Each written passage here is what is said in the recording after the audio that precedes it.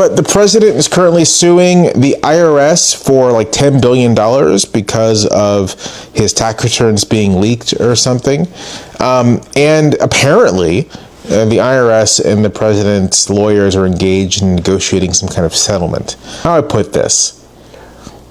This is only one step away from Trump just driving a truck up to the U.S. Treasury and stuffing it full of money. First of all, this hasn't happened before. And if anyone tells you, oh, they've always done this, they're full of shit, this has never happened before, no president has tried to sue the Treasury. Second of all, this is just blatantly corrupt. Like, it feels quaint to say that it's corrupt. That feels like not an appropriate word to describe what is happening here. This level of just brazen theft from American taxpayers. If Trump manages to get a $10 billion settlement or anything close to it, that is going to dwarf any level of just open corruption from any previous regime in like recent memory. It's actually upsetting. I know that the president is trying to steal this much money from you, from me, from all of us.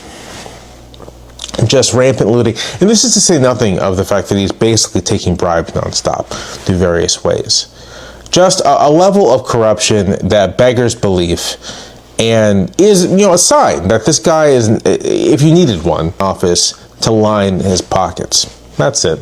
That's the only thing he cares about. What's up?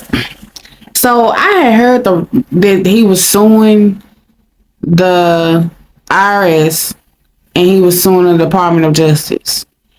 And it's so much muffle effect, a muzzle effect going on with his all the time.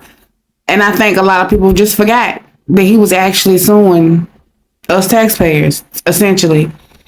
But when I saw this gentleman's video, I wanted to go find an article. And this Al Jazeera, whatever the name of this publication is, this was a really good article to read.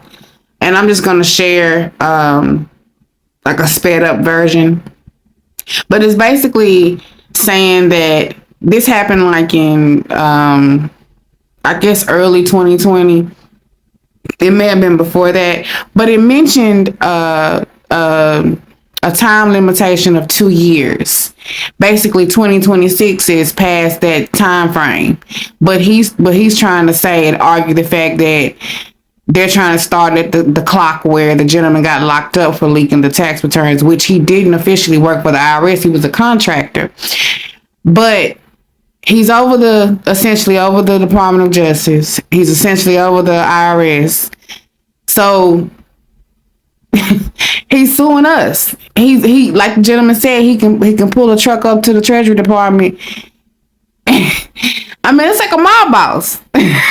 You know what I'm saying? Like, it's not funny and it's not cool. It makes you not even want to file taxes because he's taking our money anyway. They've cut Medicaid, Medicare, Social Security, SNAP, social programs, USAID, veterans benefits, veteran programs, suicide hotline.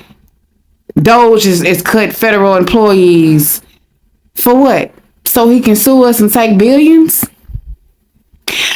How does he have an argument if the stipulation, the time stipulations was over in 2 years? How?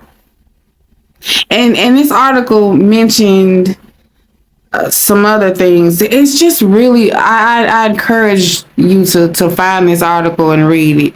I had to speed it up because it was like a 12, 13-minute video, and I'm like, nah, definitely find this article, pause and read it.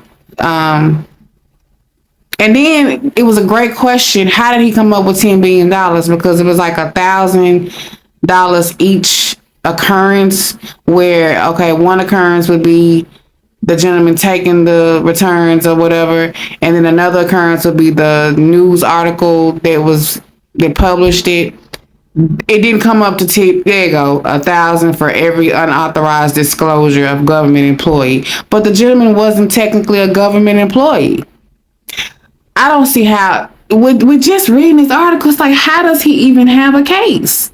And he's the only president who didn't release his tax returns. Read the article and let me know your thoughts.